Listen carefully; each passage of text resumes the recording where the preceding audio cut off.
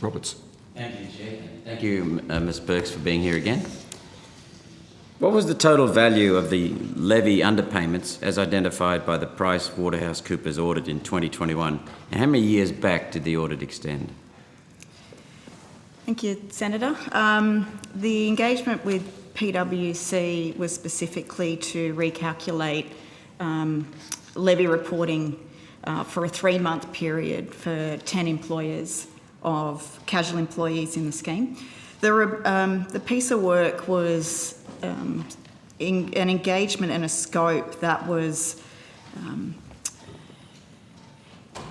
covered to inform us on regulatory activities, and it certainly has delivered on that.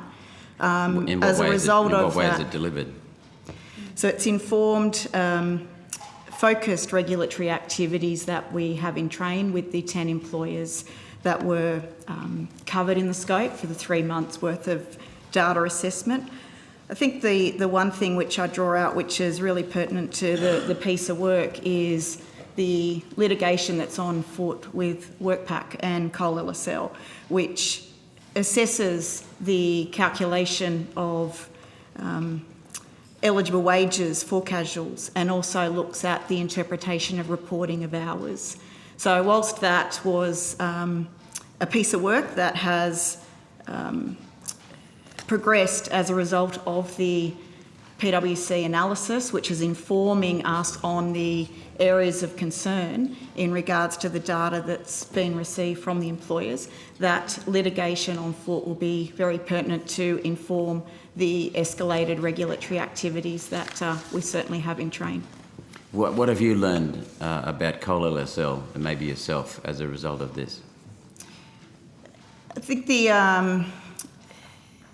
information certainly validated for us the complexities that our legislation have in regards to interpretation of calculation of eligible wages, and also the complexity of reporting of hours.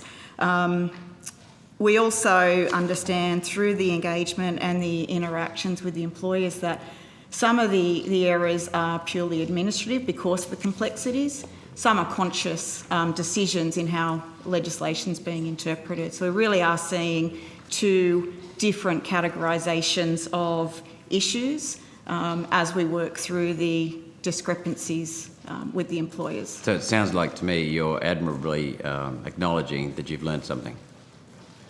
We continue to understand further the complexities and how the employers are challenged to interpret the legislation and where there may be differing views to our interpretation of the legislation.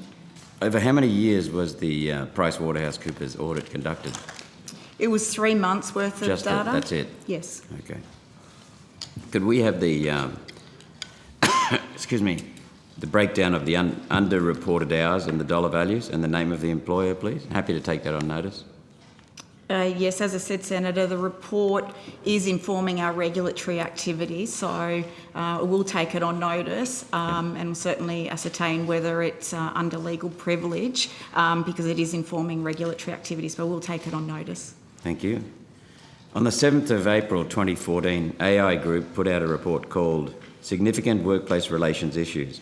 In this report, AI Group states, quote, Cole LSL has advised AI Group that it intends to pursue claims against 260 companies which it alleges are covered by the portable Cole LSL scheme. End of quote. Given the issues I've raised many times over many years now with Cole LSL, the KPMG review identified many issues with Cole LSL. This review, ordered by former Government Attorney General Senator Cash and then Cole LSL and the Attorney General accepting all recommendations from that review. So based on that, I have the following questions. Please give me the names of all the 260 companies identified in 2014 that were covered by the Cole LSL scheme that Cole LSL identified to the AI Group. I'm not familiar with the report that you're referring to, Senator. We'll certainly access it and align that report to the request. We have. I'm pleased to say that the list of known non-complying employers today is less than 214, but it is still voluminous and one that we're certainly we're certainly still pursuing. And could you indicate how many of those were labour hire companies and who they were?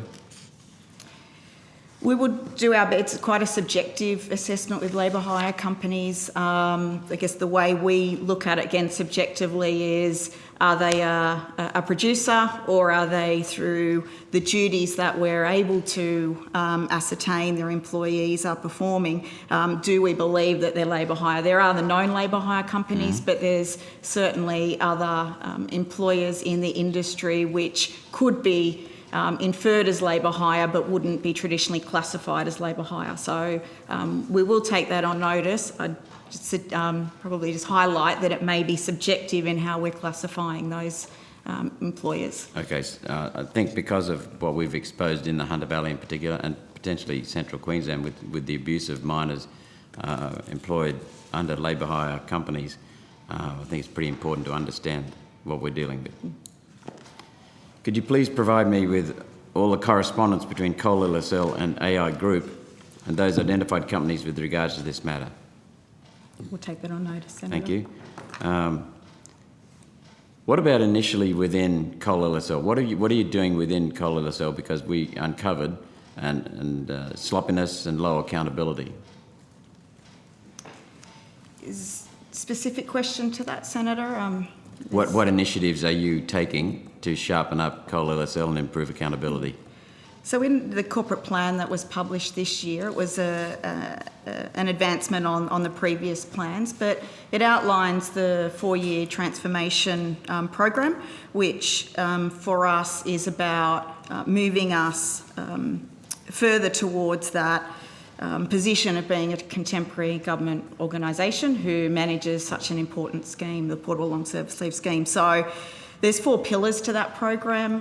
One is headed regulation, so that is focused on regulatory activities, decision making, employer and employee online services, so providing systems and access to information. That is certainly more in line with modern organisation.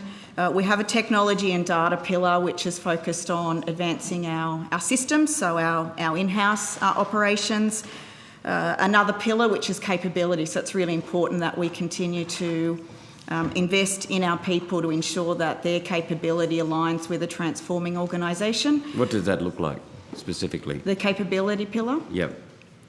It looks at learning development, technical training. It's a really important one with the specialist skills that we have in our organisation, that we continue to train our people to ensure consistency of approach, consistency of understanding and interpretation of our statute and the application thereof. So that's a couple of examples.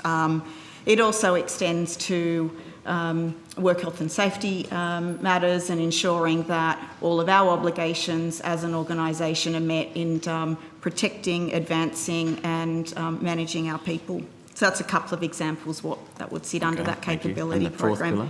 And then the 4th one is governance, so continuing to improve the governance. Certainly we don't have any concerns that our governance frameworks aren't appropriate, but governance in any organisation is one that needs to continue to improve to ensure that it is meeting and mitigating all risks in a changing environment. You sound like me 3 years ago.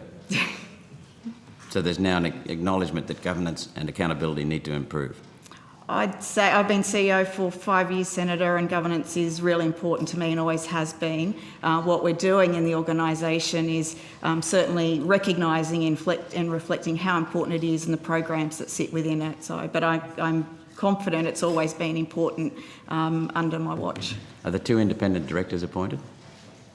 That would be requiring a legislative change, so that is something that would be in the hands of government. That you're working on with the government? Okay. But that's the intention? That was one of the recommendations. Yeah. And the government at the time said, and Coal LSL said they would be implementing all the recommendations? In line with government's recommendations, Right. but that again is relying on legislative change and reform. Okay. Excuse me.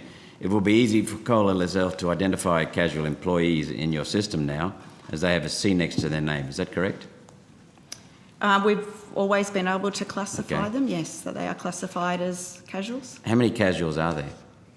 Active employees today, so our scheme today has over 56,000 total active employees, so our records say they're working in the industry today.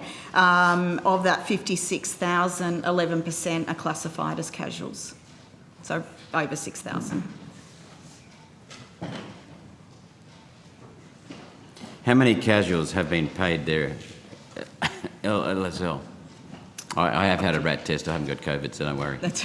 I'll need to take that on notice. And I guess the question or the clarity, Senator, is in their history of employment, because they do move in classification from casual to full-timer, is the question specifically around casuals today. Have they met qualifying service and access long service leave? Accept that. We can provide that Thank information. you. How many casuals have left the coal industry and have never been paid their coal LSL?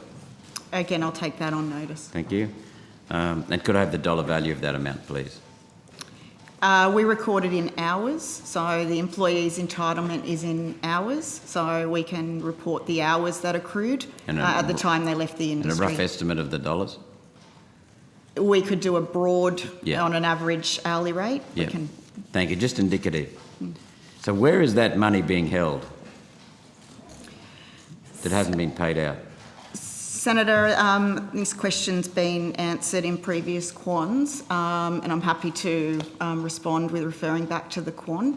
Okay, thank you. That'll be fine. And what's your plan for these funds?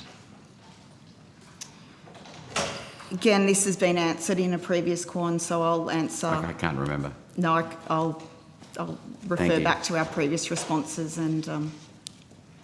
Thank you. What are your key priorities for developing accountability right across coal LSL? So in line with the strategic plan, under governance, we have certainly a piece of work of enhancing our delegations and responsibilities framework. So we do have a delegations framework and their official instruments that have been approved by the board. It's important as the organisation transforms that we continue to align the responsibilities frameworks and our policies to the changing organisation. So that is important to us, and it will be ongoing to ensure that with each step in the transformation, our frameworks stay in check and very transparent about who has authority to and empowerment to make decisions at a either financial level or a regulatory decision or similar within the organisation. Okay.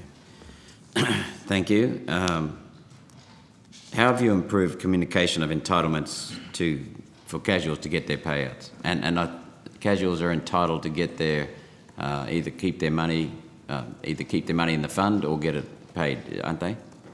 So every employee, after 8 years of qualifying service, has a vested entitlement to access. So that is the same set of rules and criteria for all employees in the scheme. So it's important. Our system does not have mobile or portal access for employees to access their entitlements in a live setting yet. It is part of the transformation agenda so that all employees can access anytime, anywhere, their entitlement balance. So I said that is in train. It isn't live when you say as access, yet. you mean not access Have visibility the fund, of. have the ability to get the information. Yes. Yep. So in absence of that, employees will ring our service centre or get onto the portal to access, have visibility of their entitlement. So that is the means of communicating entitlement balances to date. Again, that is a key part of our transformation agenda to improve that system access. Okay. And is there any thought given to, might defeat the purpose of the scheme, but is there any thought to giving casuals access to their coal LSL as they're paid? In other words, put it on top of their pay rather than wait 8 years, because some of them only spend less than 8 years in the industry and never get their money? It hasn't been certainly an item of discussion that I've been part of to date, Senator. Would it be worth discussing? Because these people are basically missing out on their entitlements. I think that would come under, one to look at is, would there be any change to the waiver agreement regulation? So that's where it could be assessed if there was certainly a reasoning and a good cause to provide that access to casuals. That's where I would suggest it could be incorporated as a regulatory change. Is it something you would think about, consider? I think that would be a matter for government, Senator. But you would advise them? I think if we come back to the concept of portable long service leave, so, the concept is retaining people in an industry. If we come back to that concept, then having a cohort of employees cashing out that benefit along the way could be in tension to the intent of the scheme in how it was constructed. So, yeah, I can accept that view, that argument, Ms. Perks, but at the same time, these people are missing out, and there's no way they're going to get their payment. So as a matter of fairness, they're just not getting it because of the way the industry has been structured in recent years. So is there any thought in terms of the need for fairness? I think fairness, equity, certainty, consistency is a fundamental component of the scheme and, the design of it and how it needs to mature and advance. So any areas to certainly address that, we should be considering. Thank you, Chair. And thank you, Ms. Perks. Thanks very much, Senator Roberts.